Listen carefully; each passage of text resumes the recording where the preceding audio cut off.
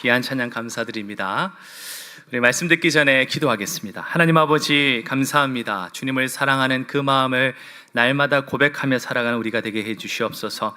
특별히 세상 속에 상한 마음 또 다친 우리의 영혼이 있다면 하나님 생명의 말씀으로 회복시켜 주시고 우리의 육신과 마음과 영혼이 주님 앞에서 새 힘을 얻도록 인도하여 주시옵소서. 오늘도 말씀 가운데 큰 은혜 베풀어 주실 줄 믿고 감사드리며 살아계신 예수님의 이름으로 기도합니다. 아멘. 우리에게 있어서 아주 소중한 세 단어를 가지고 우리 오늘 좀 인사하면 좋겠다 싶은데요. 사랑합니다 이렇게 인사하시면 좋겠고요. 또 축복합니다 하면 좋겠고요. 잠깐만 기다려 보십시오. 그리고 제 옆에 앉아 주셔서 감사합니다 하고 인사했으면 좋겠습니다. 우리 같이 이렇게 인사하겠습니다. 사랑합니다. 축복합니다. 또 제 곁에 제 옆에 앉아 주셔서 감사합니다. 감사합니다. 근데 의외로 우리가 자주 말하지 않는 이 세 단어 같아요. 그래서 여러분들 늘 이것을 옆에 가족들에게 또 친구에게 이웃에게 또 교회 식구들에게 늘 이렇게 나누는 우리의 삶이 되면 좋겠습니다. 여러분들 동화나 또는 디즈니 만화 영화를 보다 보면 항상 결말이 비슷하다는 것을 우리가 느낄 때가 있습니다. 늘 해피엔딩으로 끝나기 마련이죠.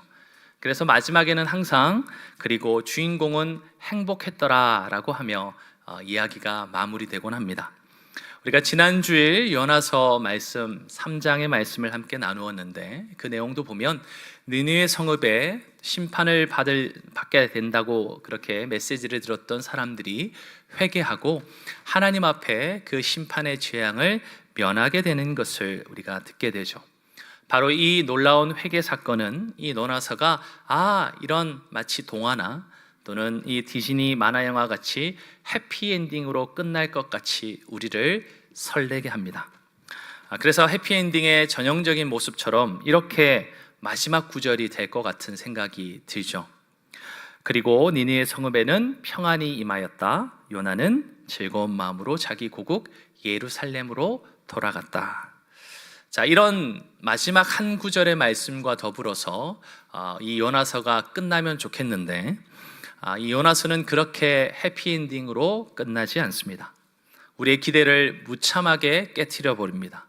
오늘 요나서 3장으로 끝나지 않고 이어지는 오늘 본문 4장은 좀 다른 좋은 말로도 끝나지 않고요. 우리에게 좀 생뚱맞다라고 할 만큼 아주 의아스러운 그런 반응으로 지금 요나가 말하는 행동하는 것을 우리에게 전하고 있습니다. 오늘 요나서 4장 1절 말씀인데 우리 한번 같이 먼저 읽겠습니다. 자, 시작. 요나가 매우 싫어하고 성내며. 예상에 범직한 그런 해피엔딩과는 다르게 오늘 본문은 요나가 매우 싫어했다 그리고 화를 냈다라는 말로 그렇게 이어지고 있습니다. 여러분들 성을 낸다는 것 또 화를 그렇게 쏟아낸다는 것 그것은 보통 어떤 경우입니까? 내 마음대로 되지 않을 때 아닌가요? 그리고 내가 원했던 것대로 이루어지지 않을 때 우리는 화를 내고 성을 내죠.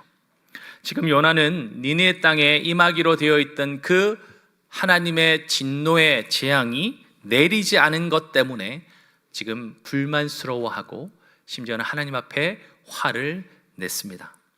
왜냐하면 하나님께서는 이 니느웨 사람들을 심판하셔야 되고 결코 그 심판을 거두시면 안 되는데 그렇게 행하신 것을 이 요나는 용납할 수가 없었기 때문이죠. 솔직히 실망 정도가 아니었습니다. 이 요나는 이것을 바라보면서 아주 마음이 뒤틀릴 만큼 힘겨웠습니다. 오늘 본문을 보면 요나가 매우 싫어했다 그리고 화를 냈다라고 한글은 번역하고 있지만 원래 이 히브리 원어를 보면 이렇게 저는 해석해 볼 수 있다고 봅니다. 큰 재앙이 요나를 향해 재앙으로 임했고 그는 분노했다. 이게 무슨 말이냐면 이 히브리의 본문을 보면 거기에 재앙 또는 화라고 하는 단어가 이렇게 반복해서 등장합니다. 그러니까 단순히 이 요나가 마음이 힘들고 또는 싫어했다, 화를 냈다 이 정도로 끝나는 것이 아니라 심지어는 그 벌어진 일을 무엇으로 느꼈냐면 재앙과 같이 그렇게 느꼈다라고 말한다는 거죠. 다시 말해 여호와께서 은혜를 베푸시고 긍휼을 베푸셔서 그 니느웨 성읍의 수많은 사람들과 심지어는 동물들까지 그렇게 벌을 받아 죽을 수 있는 그 재앙 앞에 하나님이 그들을 면하여 주시고 구원해 주셨는데, 정작 그 일이 요나에게는 재앙과 같이 느껴졌다라고 성경은 말하고 있는 겁니다. 니느웨 성읍을 향해서 하나님이 집행유예를 선고하셨어요. 당연히 해야 될 여러 가지 심판의 재앙이 있고 그 결론이 있음에도 불구하고 하나님이 그것을 유예해 주셨다는 거죠. 그런데 그것이 이 요나를 분노하게 만들었습니다. 특히 그런 요나의 감정, 그 속마음이 어떠한지를 이어지는 2절에 그가 기도한 내용을 통해서 우리가 볼 수 있습니다. 우리 한번 2절 말씀 읽어보겠습니다. 자, 시작. 여호와께 기도하여 이르되 여호와여, 내가 고국에 있을 때 이러하겠다고 말씀하지 아니하셨나이까? 그러므로 내가 빨리 다시스로 도망하였사오니. 자, 이게 무슨 말이냐면 뒤에 부분은 제가 좀 안 읽겠습니다. 자, 보니까 지금 요나는 정작 하나님이 이 니느웨 사람들을 용서해 주시고 그들이 돌이키면 하나님께서 그들을 구원해 주시고 재앙을 안 내리시겠다고 하는 하나님의 그 마음을 이미 고국 예루살렘 땅에 있을 때부터 그는 알고 있었다는 거예요. 자, 그런데 더 충격적인 게 무엇입니까? 요나는 하나님을 모르는 게 아니었음에도 불구하고 정작 오늘 보면 그러므로 내가 빨리 다시스로 도망하였다라고 말하고 있다는 겁니다. 빨리 신속하게 뒤도 돌아보지 않고 요나는 그렇게 우리가 보았던 요나서 1장에서 하나님을 떠나 멀리 도망했다는 겁니다. 그가 하나님을 모르는 게 아니었습니다. 그는 하나님이 어떤 분이신지를 알았고, 그런데 중요한 것은, 아니 충격적인 것은 그럼에도 불구하고 그는 알았기 때문에 오히려 하나님을 어떻게 해요? 빨리 신속하게 떠나 도망해버렸다는 거죠. 이것은 하나님에 대한 반역이었습니다. 일종의 구테타라 말할 수도 있죠. 요나의 행동은 알면서도 하나님을 향해서 소위 대놓고 반란하고 있는 그런 그분을 향한 불순종이었습니다. 그런데 여러분, 이 요나의 모습이 결코 낯설지 않습니다. 사실 요나의 모습은 이미 오래전 에덴 동산에서 하나님이 만드셨던 첫 사람 아담이 여호와 하나님 앞에 행하였던 그 불순종의 원죄를 떠올리게 해줍니다. 하나님께서 모든 것을 보시기에 좋게 선하게 지으셨죠. 세상의 만물을 그렇게 창조하셨습니다. 또한 인간이 이 에덴 동산에서 마음껏 먹고 마시고 그렇게 누리면서 생명을 영위할 수 있도록 또 해주셨죠. 그리고 우리가 성경의 잘 말씀을 보면 하나님과 더불어 교제하였고 하나님과 대화도 했고 하나님과 함께 그 에덴 동산을 거니는 산책도 했습니다.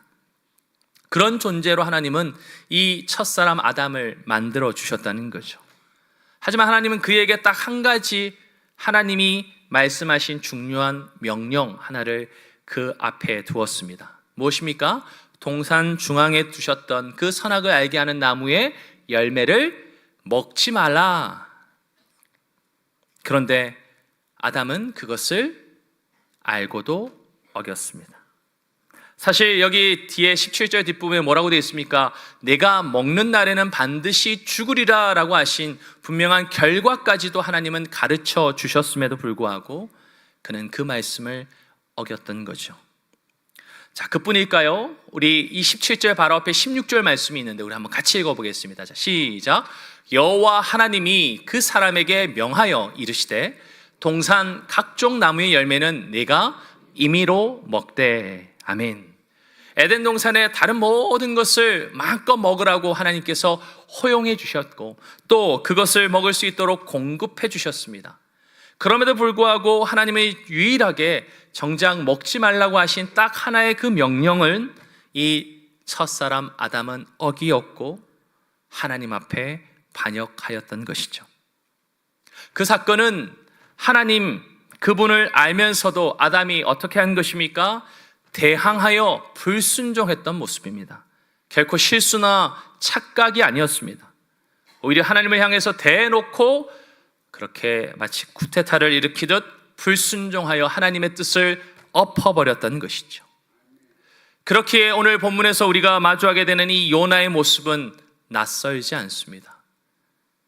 첫사람 아담을 통해서 보게 되고, 그리고 저와 여러분을 통해서 우리는 그 모습을 다시 보게 된다는 거죠. 이미 첫사람 아담이 타락한 이래로 하나님 앞에서 하나님은 이렇게 표현하셨습니다. 의인은 없나니 한 사람도 없다. 더 이상 어떤 사람도 하나님 앞에서 죄인일 수밖에 없다라고 말씀하셨다는 겁니다. 비록 하나님은 안다고는 하지만 정작 하나님께 순종하지 않는다면 결국 하나님 앞에 우리는 죄인일 뿐이라는 것을 결코 잊어서는 안 됩니다. 여러분들, 심지어 요나는요 이렇게까지 말해요. 요나서 4장 2절, 우리 읽었던 말씀의 뒷부분을 보면요, 한번 읽어볼까요? 주께서는 은혜로우시며 자비로우시며 노하기를 더디하시며 인애가 크시사 뜻을 돌이켜 재앙을 내리지 아니하시는 하나님이신 줄을 내가 알았음이니이다. 아멘. 그런데 그렇게 말하면서도 정작 하나님을 어떻게 해요? 요나는 거부하였습니다. 그분으로부터 신속하게 도망하였고, 그분을 대항하는 모습이 더 이상 낯설지 않을 만큼 그는 하나님을 향해 계속해서 반역하고 있었던 것이죠. 그런데 그 모습이 저와 여러분에게도 그렇게 숨어 있다는 거죠. 솔직히 저와 여러분, 우리 모두에게 요나와 다르지 않은 모습이 있음을 우리는 간과해서는 안 됩니다. 하나님을 안다고는 말하지만 우리가 얼마나 이율배반적인 행동과 모습을 보이느냐 말이죠. 어떤 면에서 저는 이 말씀을 보면서 누가복음의 선한 사마리아인의 비유가 떠올랐습니다. 누가복음 10장인데 우리 한번 같이 3절 말씀 한번 읽어보겠습니다. 시작. 예수께서 대답하여 이르시되 어떤 사람이 예루살렘에서, 말씀 한번 보여주실까요? 네. 자, 읽겠습니다. 시작. 예수께서 대답하여 이르시되 어떤 사람이 예루살렘에서 여리고로 내려가다가 강도를 만나매 강도들이 그 옷을 벗기고 때려 거의 죽은 것을 버리고 갔더라. 마침 한 제사장이 그 길로 내려가다가 그를 보고 피하여 지나가고, 또 이와 같이 한 레위인도 그곳에 이르러 그를 보고 피하여 지나가되. 아멘. 자, 이스라엘 하나님에 대해서 누구보다도 잘 아는 사람 2사람이 등장합니다. 바로 제사장이었고 또한 레위인이었죠. 그들은 또한 하나님을 섬기기 위해서 열심을 다했던 사람이기도 합니다. 그런데 그들이 강도를 만나서 죽은 것 같은 사람을 오늘 뭐라고 말합니까? 보고 피하여 지나갔다. 즉 그냥 버려두고 가버렸다라고 말하고 있다는 겁니다. 물론 제사장은 정결법상 성전의 제사를 수종들어야 하기 때문에 그 죽은 어떤 시체를 만진다거나 접촉하는 것이 그 율례법, 즉 그 정결법에 저촉되기 때문에 그것을 피했을 거라라고 말할지도 모르겠습니다. 레위인도 마찬가지일 수 있겠죠. 그러나 제사장과 이 레위인들은 하나님이 누구신지를 안다고 했고, 또 그렇게 가르치며 누구보다도 하나님 앞에 열심을 다해서 사는 사람 같았지만, 정작 자비와 긍휼이 무궁하신 하나님, 어떤 한 사람도 결코 심판받아 그렇게 멸망당하기를 원하지 아니하시는 하나님, 심지어는 우리가 보았던 그 말씀처럼 하나님이 벌하기로 하셨다가도 뜻을 돌이켜 구원을 베풀기 원하시는 그 하나님을 그들은 온전히 알지 못했습니다. 오히려 정결법 의무를 준수하기 위해서 더 급했고, 하나님의 그 본심과 그분의 마음은 오히려 그들이 멀리 하나님 앞에서 벗어나 있었다는 거죠. 하나님이 누구신지를 누구보다도 잘 안다고 했던 이 제사장과 레위인이었지만, 그들은 실제 자비와 긍휼이 풍성하신 그 사랑과 은혜의 하나님을 그들은 전혀 깨닫고 있지 못했습니다. 그런 점에서 그들은 오히려 하나님을 진정으로 모르는 자들이었다는 거죠. 그런데 그들만 그랬을까요? 오늘 예수님 당시에 바리새인과 서기관들, 이 종교 지도자들에 대해서 예수님은 참 많이 책망하시고 그들을 질책하지 않으셨습니까? 자비와 긍휼을 잃어버린 채 정말 봉사가 또 다른 사람, 어두운 눈먼 자들을 이끌어간다라고 말씀하시면서까지 그들이 종교적인 의무, 행위는 뭔가 그럴싸하게 보여줄지 몰라도 그들의 마음 깊은 곳에 하나님을 향한 진정한 사랑, 그리고 그분의 본심은 제대로 깨닫지 못하고 있음을 하나님은 지적하지 않으셨습니까? 오늘 요나도 마찬가지였습니다. 하나님이 자비와 긍휼의 하나님인 것을 너무나 잘 알았습니다. 오늘 표현대로 고국 땅 예루살렘에 이미 있을 때부터 그는 그런 하나님이신 것을 알았다 말하죠. 특별히 2절 우리가 보았던 하반절에 주께서는 은혜로우시며 자비로우시며 노하기를 더디하시며 인애가 풍성하신 크신 하나님이심을 분명히 고백했습니다. 그런데 어떻게 해요? 그 고백, 그 아는 지식과는 전혀 딴판으로 요나는 회개한 니느웨 사람들을 구원해 주신, 심판하지 않고 그들을 향한 이 재앙의 무서운 멸망을 유예해 주신 하나님 앞에 경노하였습니다. 그리고 오늘 하나님 앞에 그것이 재앙과 같이 당하는 일이라 그렇게 고백했다는 겁니다. 여러분들, 요나는 분명히 모르긴 몰라도 40일 동안 이 니느웨 성읍 주변에서 계속해서 머물면서 정말 하나님이 말씀하신 대로 이 니느웨 성읍을 멸하시나 안 하시나 분명히 목격하고자 했을 겁니다. 그런데 어떻게 해요? 40일이 지나도 심판은 이루어지지 않았죠. 그러니까 요나는 속된 말로 뚜껑이 열렸습니다. 하나님의 자비와 긍휼, 그것이 마치 자기에게는 재앙과 같이 임하였다. 그러면서 하나님을 향해서 화를 냈다는 거죠. 이처럼 요나는 하나님을 아는 지식이 있다고는 했지만 정작 하나님께서 자기가 원하는 대로 행하지 않자 그 하나님을 향해서 분노하였습니다. 우리는 혹시 하나님 앞에 기도하고 내가 원하는 대로 이루어지지 않으면 그분을 향하여 분노하지는 않습니까? 하나님이 내가 바라는 대로 움직여 주시지 않으면 그분을 향해서 나는 늘 불평과 그분을 향한 비난과 또 그분을 향한 경노를 바라지는 않습니까? 사실 요나는 이미 하나님의 자리에 자기가 서 있었습니다. 진정으로 하나님이 하나님 되심을 인정하기보다는 자기가 원하는 것을 해주는, 마치 요슬램프의 지니처럼 자기를 시중드는 마치 그 시종처럼 하나님이 자기의 마음에 있는 원함대로 이루어지지 않을 때 하나님 앞에 화를 내고 있었던 거죠. 사실 요나의 마음속에는 우상이 가득했습니다. 그리고 그 우상을 따라 하나님을 향해 그는 경노하였던 것입니다. 어떤 우상이었을까요? 먼저 요나는요, 이스라엘 백성만이 하나님으로부터 구원받을 수 있는 민족이라고 그는 확신했습니다. 그리고 동시에 이방인들은, 특히 니느웨와 같이 악독하고 잔인한 그런 이방 족속들은 결코 구원을 얻을 수 없을 것이라, 하나님의 자비와 긍휼이 결코 그들에게 흘러갈 수도 없을 것이다, 그렇게 마음속에 품고 생각했던 것이죠. 요나는 자기의 마음속에 자기 나라만이 가장 중요하고 유일하다는 이기주의 가운데 빠져 있었습니다. 이스라엘은 예스일지 몰라도 니느웨는 무조건 노라고 밖에 답할 수 없다 확신했던 거죠. 하나님의 구원을, 하나님의 자비와 긍휼을 받을 이유도 그리고 받을 자격도 니느웨는 없다라고 그는 판단했습니다. 이미 그의 마음에는 하나님이 중심에 계시지 않고 자기가 그 자리를 차지하고 있었다는 겁니다.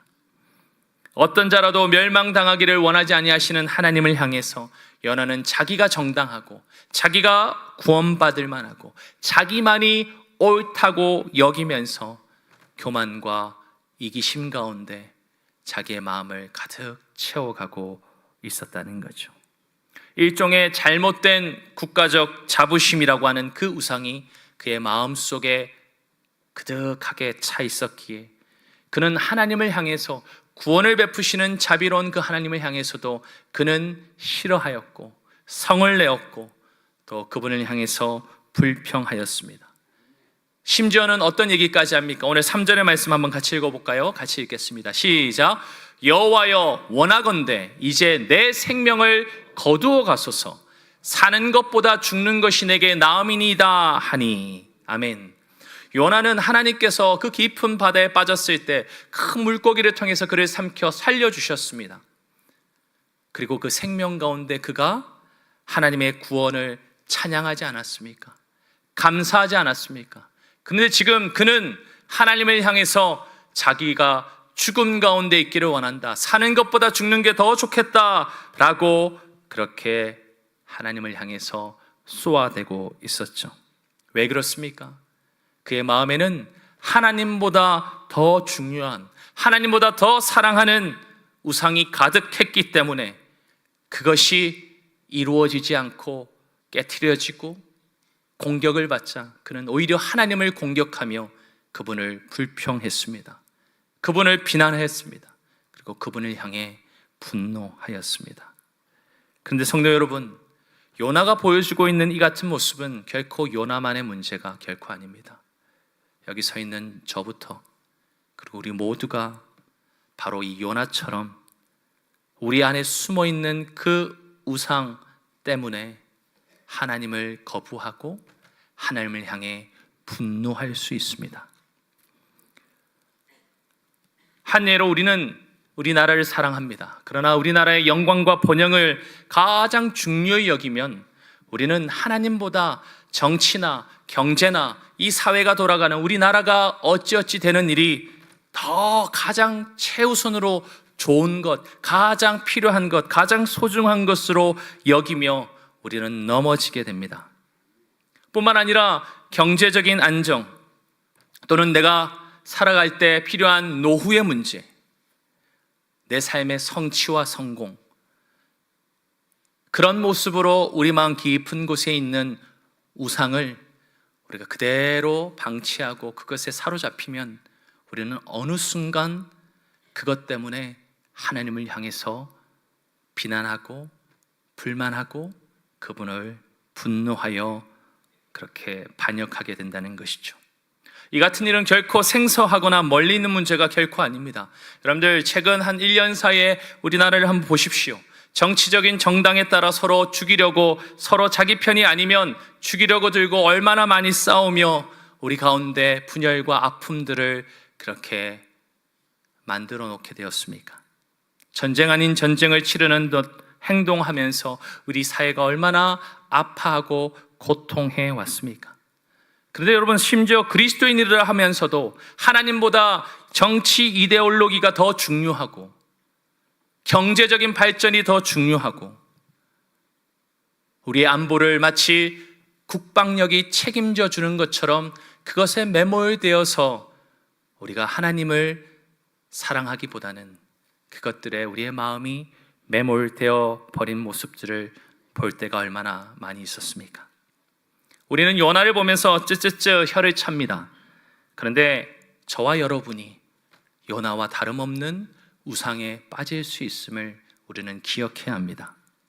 경제적인 안정을 찾는 일이 하나님보다 더 앞설 때, 예를 들어 노후를 준비하는 것이 하나님 그분을 바라보며 그분의 나라와 의를 구하는 것보다 더 앞설 때 우리는 안정감이라고 하는 우상 때문에 하나님 앞에 분노합니다. 하나님과 멀어지죠. 하나님을 거부합니다. 물론 우리는 예배당에 나와서 매주 빠짐없이 예배도 드리고 헌금도 하고 봉사와 섬김도 누구 못지않게 열심히 합니다. 그런데 우리 하나님께서 내 경제적인 안정을 흔들어 놓으실 때, 내 노후에 대해서 뭔가 불안하게 만드실 때 우리는 하나님을 비난하거나 하나님을 향하여 분노한다면 우리는 하나님보다 그것을 더 사랑하고 있는 것입니다. 이 외에도 건강의 문제가 있습니다. 성공과 성취의 문제가 있고요. 목사인 저 또한 이 목회가 다른 사람 보기에 그럴싸해 보이기 원하는 제 마음속에 탐욕이 동일한 우상으로 있을 수 있습니다.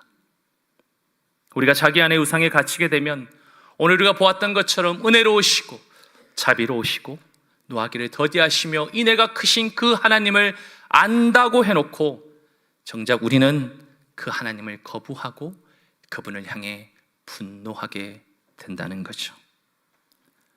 물론 대놓고 거부하면서 하나님을 알기 원하지 않는 사람들도 있지만 하나님을 잘 안다고 하고선 교묘하게 하나님을 밀어내고 그 우상 가운데서 하나님을 계속해서 멀리 도망하려는 사람들도 있을 수 있습니다.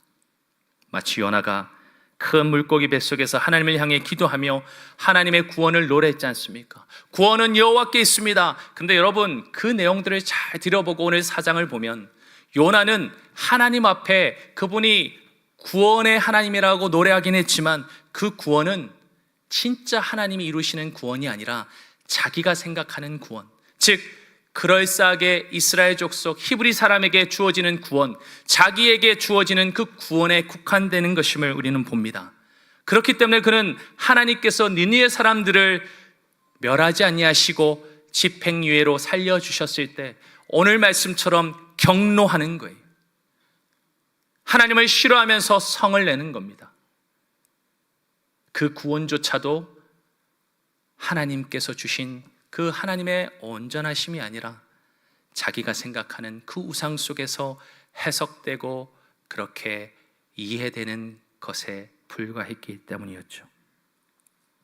따라서 사랑하는 성도 여러분, 우리 안에 있는 숨어있는 그 우상을 우리는 다루어야 합니다.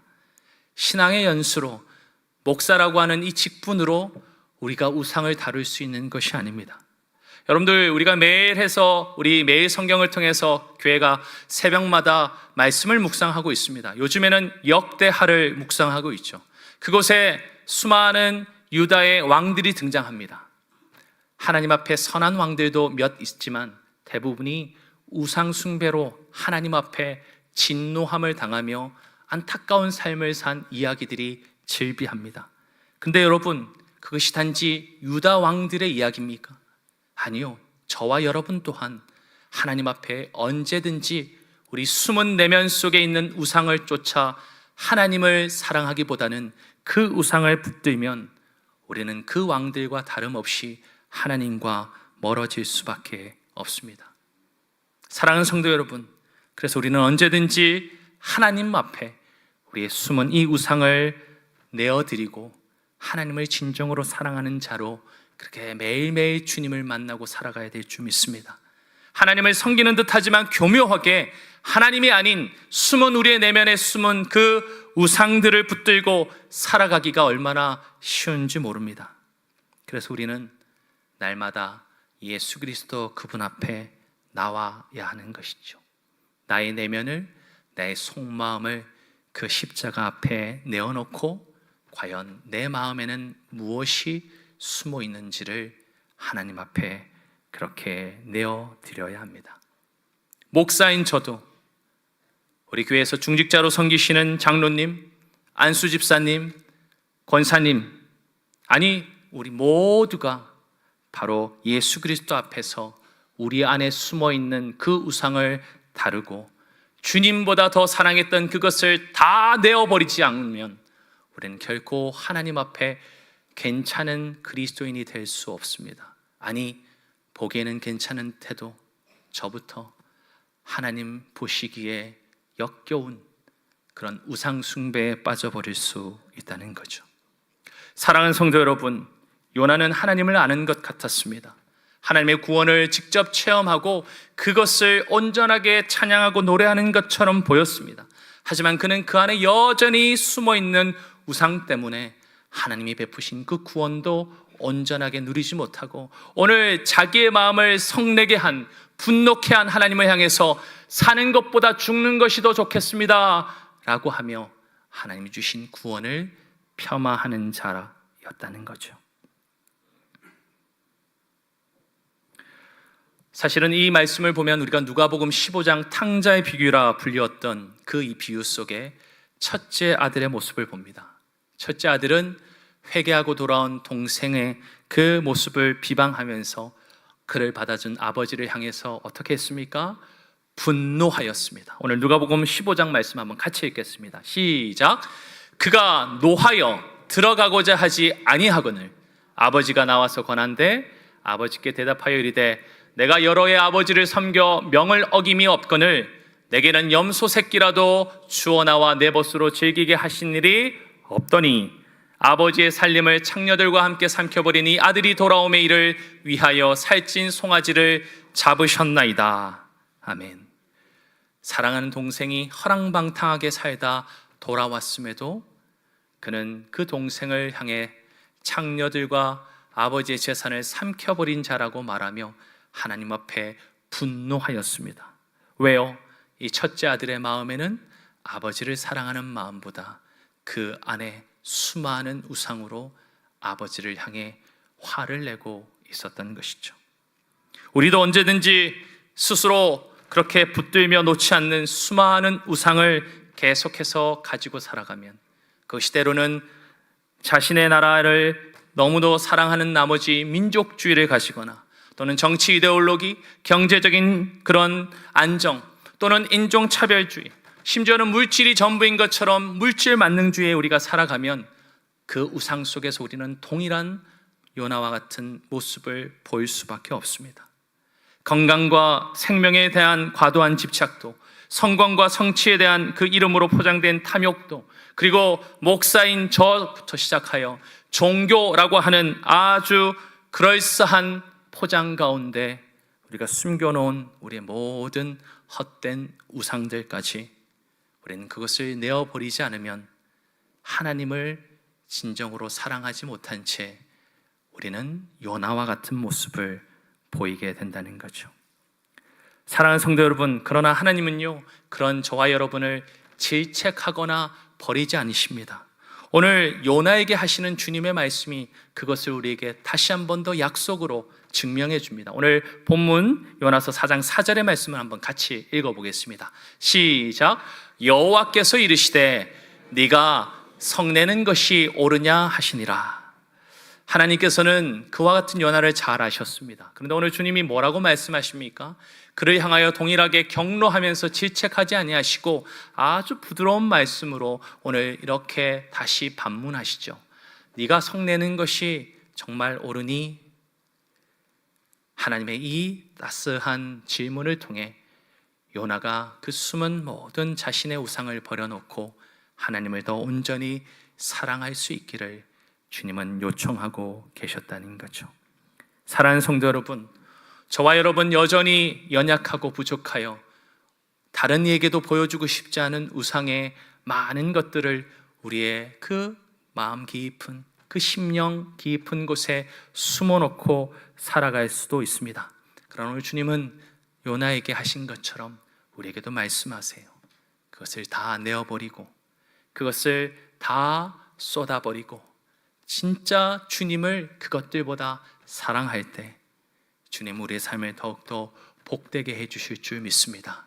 그리고 진짜 하나님이 누구신지를 더 알아가게 해주실 것입니다. 그 하나님이 주시는 자비와 긍휼과 은혜를 더 풍성히 맛보도록 인도해 주실 것입니다.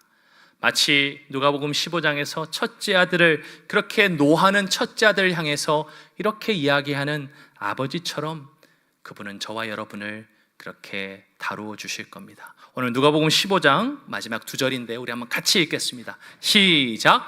아버지가 이르되 예 너는 항상 나와 함께 있으니 내 것이 다 내 것이로되 내 동생은 죽었다가 살아났으며 내가 잃었다가 얻었기로 우리가 즐거워하고 기뻐하는 것이 마땅하다 하니라. 아멘.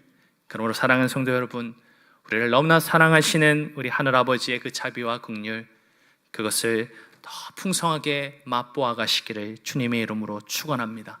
우리 안에 있는 그 거짓된 우상을 주님은 모르지 않으십니다.